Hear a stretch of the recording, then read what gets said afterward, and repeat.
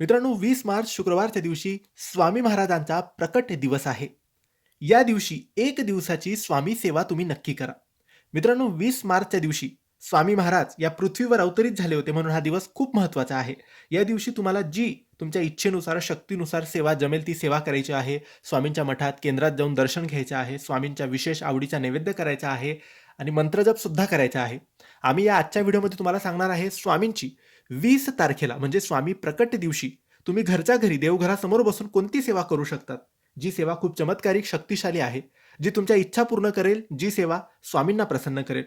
ही सेवा तुम्ही सकाळी, संध्याकाळी, दुपारी केव्हाही, दिवसभरातून केव्हाही केली तरी चालेल. महिला, पुरुष, शिकणारी मुलं कोणीही ही सेवा करू शकतात. देवघरासमोर बसायचं, अगरबत्ती, दिवा लावायचा, स्वामींना नमस्कार करायचा आणि तुम्हाला या सेवेत फक्त 2 गोष्टी करायच्या आहेत. पहिली गोष्ट म्हणजे स्वामी चरित्र सारामृत हे जे पारायण आहे त्याचे 21 अध्याय तुम्हाला वाचायचे आहे आणि दुसरं म्हणजे स्वामींचा जप श्री स्वामी समर्थ, श्री स्वामी समर्थ या मंत्राचा जप 11 माळ करायचा आहे.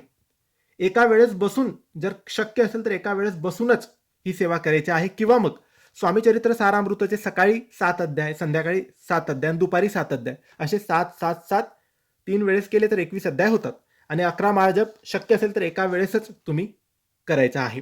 नक्की ही सेवा तुम्ही 20 तारखेला स्वामींच्या प्रकट दिवशी नक्की करा. धन्यवाद.